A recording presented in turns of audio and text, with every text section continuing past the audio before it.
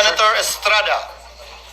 Mr. President, you have been listening to all the manifestations of almost all senators who stood up.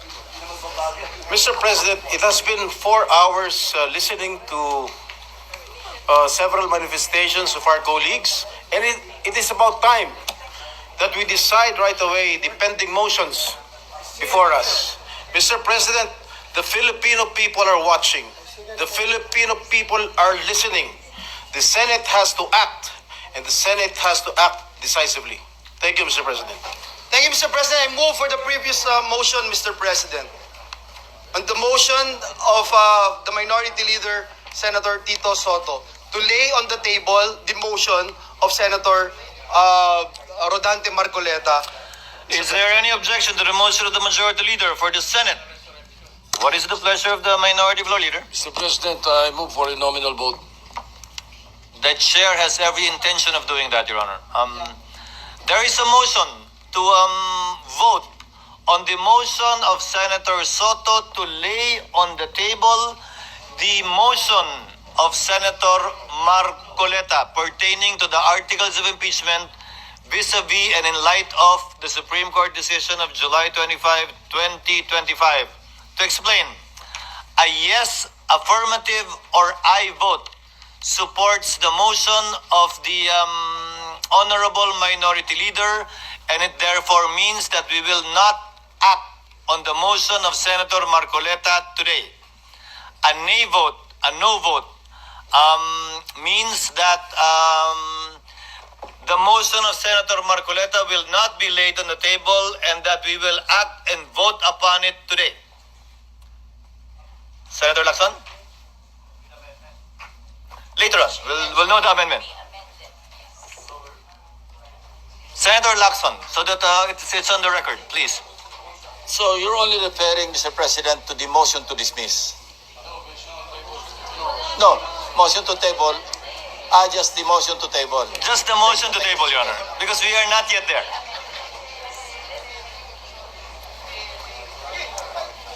There being no objection, the motion is of the... Yes, Senator Zubiri. Yes, Mr. President, being a former Senate President and being former Majority Leader, I'd like to ask the audience to restrain from commenting or laughing, please. Well, we are in a, for me, it's a sacred place. It is in the August chamber of the Senate that we have decorum. May we ask for decorum from those who are watching within the plenary, Mr. President. Actually, they have been silent for the past 3.5 hours. Chair would like to remind the people in the gallery to kindly respect the processes and procedures of the Senate and to avoid any claps, any jeering or comments so that we can proceed with roll call vote. Yes, with due respect, because I heard a lot of laughing after the poor gentleman from our good friend, Senator Lacson, asked only for a clarification of the vote that will happen in a few seconds. The Sergeant at Arms is so directed. Just proper decorum, because this is a very important vote, and it's a very serious vote that will be taking place. Thank you. The Sergeant at Arms is so directed to kindly maintain order in the gallery. Acting now on the motion of the Majority Leader for us to divide the House and vote on the motion to lay on the table, Secretary is directed to call the roll for nominal voting.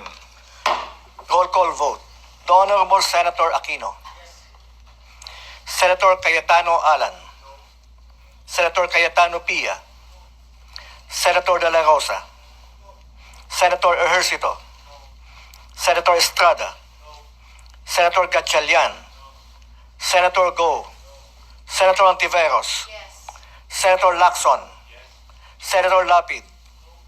Senator Legarda. Senator Marcoleta. Senator Marcos. Senator Padilla. Senator Pangilinan. Senator Soto. May I register my vote, Mr. President? The Minority Leader may proceed. Thank you. Mr. President, the Supreme Court decision is now pending appeal. It is prudent to wait for the results rather than prematurely archiving, if not dismissing, because I know for a fact, once it is archived, it is dead. So what happens if the Supreme Court reverses itself? Clear and blatant errors are present in the ruling of the Supreme Court. First, they misunderstood the legislative process in assuming that the 19th Congress adjourned sine die in February 5. Grave error. Thus effectively dismissing the first three complaints, paving the way for them to say na ano pala, yung 1 year ban binayolate. The archiving of the three complaints were done after the initiation of the fourth complaint. The 1 year ban did not set in. Second, the decision practically amended the clear mandate by the Constitution by placing a hierarchy on the modes to initiate an impeachment complaint. Parang wala na yung third option. Third, the Supreme Court retroactively applied the new definition to the present case in the violation of the doctrine of operative facts, thus voiding as well the impeachment proceedings of former President Estrada and Chief Justice Corona. They did not interpret the Constitution, Mr. President. They amended the Constitution. So lastly, the Supreme Court now has the chance to rectify these errors in its decision. So I was hoping to table the motion so that we can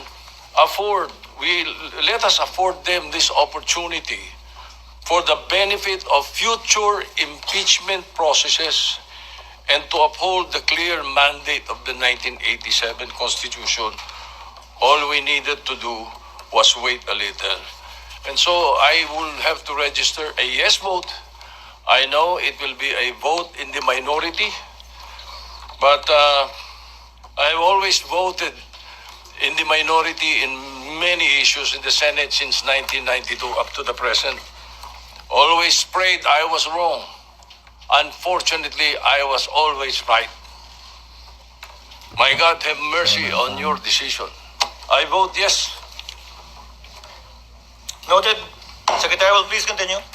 Senator Tulfo Erwin, Senator Tulfo Rafi, Senator Villanueva, Senator Villar Camille, Senator Villar Mart, Senator Zubiri, Senate President Escudero. No.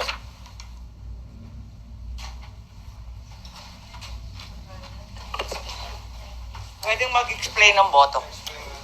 Before the explanations of vote, Chair would first like to make of record the result.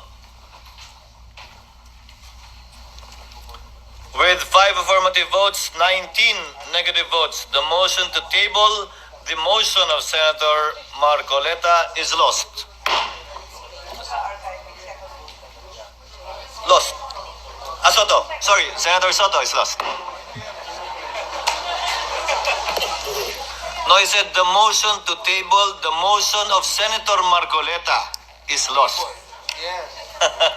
Pati tuloy ako, nalito dito siya.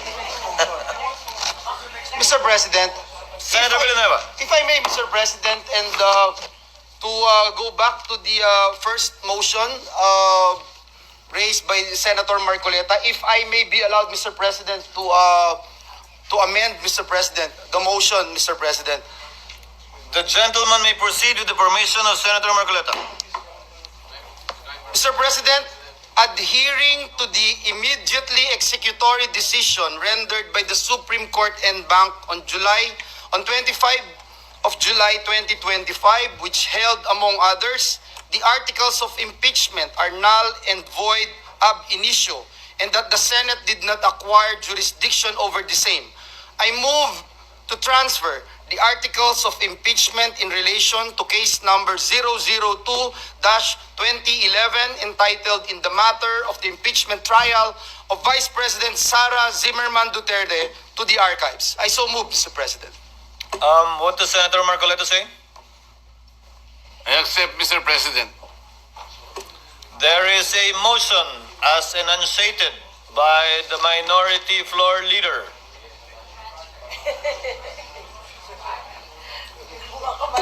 What is the pleasure of Senator Zubiri? Yes, thank you, Mr. President. Mr. President, instead of a viva voce vote on that motion, may we be allowed to manifest our votes with a short manifestation? Mr. President, each and every one of us. This, Yeah, through nominal voting, Mr. President. With the permission of the body, of course. no, I think, Senator Soto, the motion of Senator Zubiri is to conduct nominal voting and allow the members to explain their votes after casting their vote, not after everyone has voted. I think that is the tenor of the motion Correct. of Senator Zubiri. Correct. Ang binobotohan muna natin, amendment po eh, di ba? Ah, Tinanggap niya. Hindi, yung motion na. Tinanggap niya. So, Yes. ang Mr. President, the Majority Leader, Senator Marcoleta accepted the amendment of the Majority Leader. So, what are we voting on now? May we now... The motion hear- as amended Yes, by the motion Senator as- Villanueva. May we hear the motion as amended, please? May the gentleman, Yes. the distinguished majority leader, kindly Mr. state President. once again for the record and benefit of our colleagues, the motion as duly accepted by Senator Marcoleta. Thank you, Mr. President. Adhering to the immediately executory decision rendered by the Supreme Court en banc on 25th July 2025, which held, among others, that the articles of impeachment are null and void ab initio and that the Senate did not acquire jurisdiction over the same, I move to transfer the articles of impeachment in relation to case number 002-2011 entitled in the matter of the impeachment trial of Vice President Sara Zimmerman Duterte to the archives. I so move, Mr. President. May we register, would anyone from the minority or those opposing the motion would like to make of record their objection before so that we can divide the House?